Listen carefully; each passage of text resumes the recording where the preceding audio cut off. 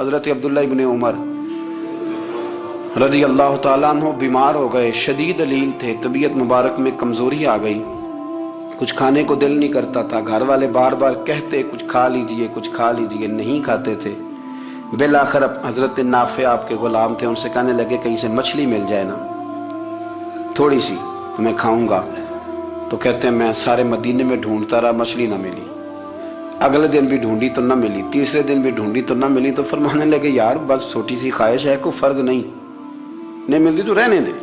کہتے ہیں چوتھے دن مچھلی مل گئی، میں 1.5 دینار کی مچھلی لایا، لا کے حضرت عبداللہ ابن عمر رضی اللہ تعالیٰ عنہ کے سامنے جو مچھلی رکھی تو آپ نے لقمہ روٹی کا توڑا تھا، مچھلی کو لگانے لگے کہ دروازے پہ فقیر نے آ کے آواز دی کچھ کھانے کو دو، تو حضرت عبداللہ ابن عمر نے روک لیا اور ہنسے۔ کئی دفعہ دے ہم بھی دیتے ہیں پر ہمارا چہرہ دیکھنے والا ہوتا ہے، اتنے ہم غصے میں ہوتے ہیں، دے دیتے ہیں، لیکن جو چھلوٹیں ہوتی ہیں نا چہرے والی وہ گنی نہیں جاتی۔ ہنسے، فرمایا دیکھو میرا اللہ کتنا کریم ہے، وہ مجھے بچانا چاہتا ہے، اٹھا بار دیا جا کے۔ تو خادم اب حکم کا پابند تھا، وہ لیت اللہ تو کر نہیں سکتا تھا، وہ گیا اور جا کے دے آیا۔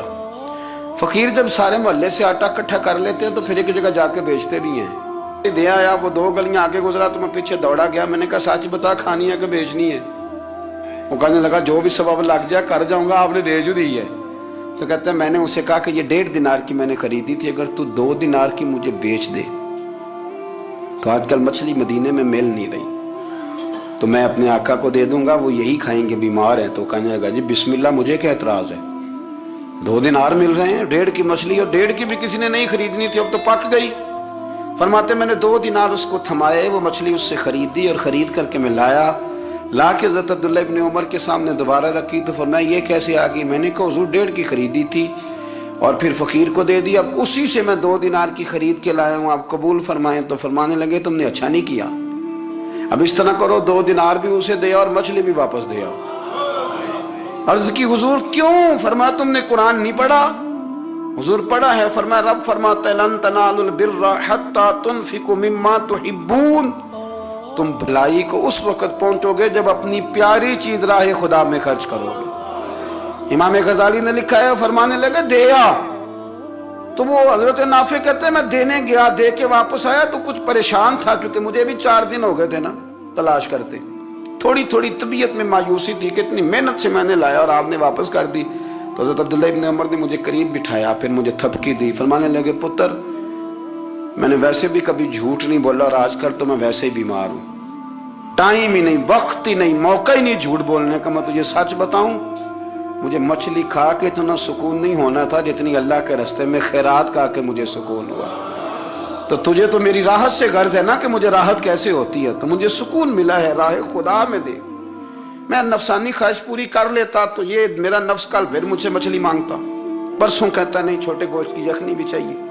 ہم لوگ الجھ گئے ہیں، بہت بڑے قیدی ہیں اپنے آپ کے، بڑے قیدی ہیں، سارا دن اپنی خواہشات کی تکمیل میں بھاگے رہتے ہیں، بڑے بڑے سونے نوجوان، میں ان پہ تنقید نہیں کرتا، مجھے ان پہ ترس آتا ہے، جب میں رات کے اندھیروں میں انہیں ٹیلی فون لے کے چوکوں میں کھڑے دیکھتا ہوں تو مجھے رحم آتا ہے، میں کہتا ہوں دیکھو نفس کی خواہش کے پیچھے یہ کیا مثلا آخر کیا ہے اس میں، ایک عورت کے پیچھے تباہ کر لیا اپنے آپ کو، یعنی زیادہ سے یہ کوئی مقصود ہے، یہ کوئی مقصد حیات ہے جس کو مقصد بنا لیا ہے؟ میرے عزیز بات کو سمجھ لیں، اتنا خوبصورت آدمی ہے اور اتنا اس کا اونچا قد کاٹ ہے، اور کیا کس کے پیچھے یہ بھاگا ہوا ہے؟ بڑا سمجھدار، دانشور، عقل مند آدمی، ذی روح بندہ، لیکن اس کا سٹیٹس آپ یہ ملاحظہ کریں کہ وہ 20-40 ہزار کی خاطر جھوٹ بولتا ہے، دھوکہ دیتا ہے، فریب اور فراڈ کرتا ہے۔ ہم اپنی نفسانی خواہشات کے پیچھے اس طرح بھاگتے ہیں کہ ہم اصل سے رہ جاتے ہیں۔ میری باتوں کی سمجھ آ رہی ہے آپ حضرات؟ تھوڑا تھوڑا کر کے، ایک ایک کر کے ان کی باتیں کم مانیں۔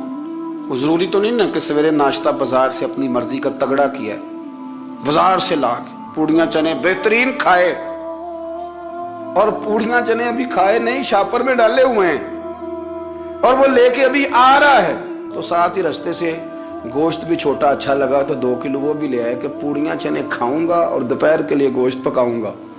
वो पहले ये तो खा ले साहब, इससे तो निजात पा ले। ये पता नहीं हजम होता है कि कुछ और करता है तेरे साथ, लेकिन वो गोश्त भी साथ ले आया। यानी टेबल पे, नाश्ते के टेबल पर बैठ के फैसला हो रहा होता है कि हमने क्या खाना है, हमने किधर जाना है। संगियो याद रखो, बातों को समझो और गौर करो। ये थोड़ा थोड़ा करके जब हम छुटकारा हासिल करने की कोशिश करेंगे ना, छुटकारा हासिल करने की, कई जगह से, किसी जगह से अगर आपको तंबी होती है ना, तंबी, उसमें भी बड़ा मजा आता है। उसमें बड़ा, हमारे एक बुजुर्ग थे, तो एक दिन ना मैं गया तो कहने लगे अल्हम्दुलिल्लाह आज मैं बड़े सुकून में हूँ। मैंने कहा जी वो क्या हुआ? कहने लगे मैं अपने आप को बड़ा पीर साहब समझने लग गया था। तो एक वापडा के किसी आदमी से काम था, तो मेरे एक दोस्त ने मुझे कहा कि पीर साहब उसको टेलीफोन कर दें, सुना है आपका अकीदतमंद है। मैंने उस बंदे को टेलीफोन किया तो कहता पीर साहब मैं इज्जत आपकी बड़ी करता हूँ पर यह काम नहीं हो सकता। कहते जब उसने मुझे कहा ना तो कुछ भी नहीं, तो मुझे बड़ा मजा आया, वरना मेरा तो नफ्स फूल गया था। मैं तो समझता था कि जो मैं कहता हूँ वैसे ही हो जाता है। कहते उसने थोड़ा सा ना मुझे लेवल में किया है, मुझे मजा आया। ये लोग ना अपने ऊपर बोझ डालते थे, ये थोड़ा थोड़ा पीछे हटते थे, ये समझते थे कि इस तरह तो हमारी तकमील रह जाएगी। सुबह से शाम तक अगर इसी नफ्स की बातें मानते रहेंगे तो खराबी करेगा। दौलत का नशा है भाई, दौलत इकट्ठी करने वाला किसी जगह सैर नहीं होता। हुस्न का नशा है, हुस्न का नशा है। हजरत अबू बकर शिबली रहमतुल्लाह अलैह फरमाया करते थे जो तेरी बेटी को खूबसूरत समझ के उसके साथ निकाह करना चाहे उसे बेटी ना देना। हजरत जी क्यों? फरमाया हुस्न तो थोड़े दिन के बाद खत्म हो जाएगा, फिर वो इसकी कदर नहीं करेगा, वो तो कहीं और मुंह मारता फिरेगा। हज़रत अबू बकर शिबली रहमतुल्लाह ताला अलैह की बेटी खूबसूरत थी। एक नौजवान कहने लगा मेरा निकाह कर दें। आप फरमाने लगे पुत्र तो 1 महीने के बाद आना, कर दूंगा। बड़ी मोटी ताजी खूबसूरत साहिबजादी। तो हजरत ने उसे दवाई खिलाई, उसे पखाने लग गए। जो पखाना करती एक मटके में संभाल देते। थोड़ा वक्त गुजरा तो वो हड्डियों का पिंजर बन गई। महीने भर में दस्त इतने आए कि कमजोर हो गई। तो अबू बकर शिबली 1 महीने के बाद नौजवान को बुलाया, फरमाया इधर आ तेरा निकाह करूं। बच्ची दिखाई तो वो कमजोर बिस्तर पे पड़ी। फरमाया शादी कर। कहने लगा इससे नहीं मैंने करनी। फरमाया ये वही है? कहने लगा जी नहीं। फरमाया तू तो कहता था मुझे इश्क है, किधर गया तेरा इश्क? कहने लगा हजरत साहब आप कैसी बात कर रहे हैं? फरमाया इधर आ। फिर वो मटका जिसमें गंद रखा था वहां ले गए। फरमाने लगे तेरा इसके साथ इश्क था, ये है तेरा इश्क। फरमाया तो मैं 4 दिन रोटी खिलाऊंगा फिर तंदुरुस्त हो जाएगी, लेकिन मैं देखना चाहता था कि तू मेरी बेटी से प्यार करता है या उसके चेहरे पे आने वाली कुछ वक्त के लिए सुर्खी से प्यार करता है, उस लाली से प्यार करता है जो जवानी के वक्त बच्चों और बच्चियों पे आती है। किस चीज के दिल दादा? यानी क्या मतलब? नफ्स की गुलामी, सरासर गुलामी। और पलट पलट के और बड़े बड़े सियाने बंदे छोटी सी ख्वाहिश के लिए। बड़ा समझदार आदमी, बड़ा सियाना बंदा। मैं एक बड़े बुजुर्ग आलिम थे, मैं एक दफा मिलने गया तो पाए पका रहे थे, खुद पाए पका रहे थे। तो वो बड़े प्यार की बात होती है ना जी। तो तामत बांधी हुई और बड़ी जनाब खस्ता हाली और वो पाए पका रहे हैं। तो मैंने उनसे कहा, मैंने कहा हजरत जी पाए तो किसी और ने भी पका लेने थे, आप बुखारी लेके बैठते, चलो मेरी तरह का कोई बंदा आपसे इस्तेफादा भी कर लेता। अब पाए आप लाएंगे, फिर पकाएंगे, फिर आप खाएंगे, तो ये तो 24 घंटे आप किसी काम में गुजर जाएंगे। तो ये एक छोटी सी ख्वाहिश के लिए, मैं किसी चीज को हराम नहीं कह रहा। कुरान पाक की जो आयत पढ़ी है सिर्फ उसकी तफसीर आपके सामने अर्ज कर रहा हूं। हमारी ख्वाहिशात माँ पालती है, आपको नहीं पता कितने दुख सहती है। मैं उन माओं को जानता हूं जो बेटे के हिस्सों की मार भी उसके अब्बे से खाती हैं, मार खाती हैं वो। एक खातून एक कान से सुनता नहीं, मेरे पास एक दफा आई, कहने लगी सट लग गई सी, कोई दुआ कर दें या कोई वजीफा पर, डॉक्टर कहते हैं ठीक नहीं हो सकते। मैंने कहा बाटी सही बताओ मसला क्या है? कहने नहीं कुछ भी नहीं, मसला क्या होना है, पुत्र गलत निकल आया है, उसका बाप रोज मारता है, आज मैं आगे गई हूं तो उसने एक थप्पड़ मेरे कान पे मार दिया, तो पर्दा फट गया। माँ मार खाती है, लेकिन वो पुत्र जिसको बड़ी मेहनत से पाला है वो जवान होता है तो अम्मा से कहता है तुझे छोड़ देना है, पर जिस लड़की से मेरा टेलीफोन पे रब्ता है उसे नहीं मैंने छोड़ना, वो नहीं छूट सकती। हर शय कुचल जाता है वो। अम्मा कभी लेट के रात को सोचती है कि ये तो मेरी कुल कमाई थी, میں تو آج بھی اس کے حصے کے تھپڑ اپنی گالوں پہ برداشت کر رہی ہوں، تو یہ کدھر گیا؟ اردشیر نام کا بادشاہ تھا وہ۔ حضرت محدث ابن الجوزی آج سے کچھ 700 سال پہلے لکھتے ہیں، اردشیر بادشاہ بڑا خوبصورت تھا، جوان تھا، بڑا عقل مند تھا۔ اس نے اس طرح کی قریب کی ساری ریاستوں پہ قبضہ کر لیا۔ بڑا عقل مند زیرک تھا، قبضہ ہو گیا۔ ایک بادشاہ بڑا سخت تھا، اس کے ساتھ جب پنجہ آزمائی ہوئی تو اردشیر کہتا ہے اس پہ میرا قبضہ نہیں ہو رہا تھا، اور جب ہم نے ساری ریاستوں نے مل کے اس پر حملہ کیا تو ایک قلعے کے اندر قلعہ بند ہو گیا۔ اردشیر بڑا خوبصورت آدمی تھا، بڑا سمجھدار تھا، تو وہ بادشاہ قلعہ بند ہو گیا، اس نے کہا نکلنا ہی نہیں۔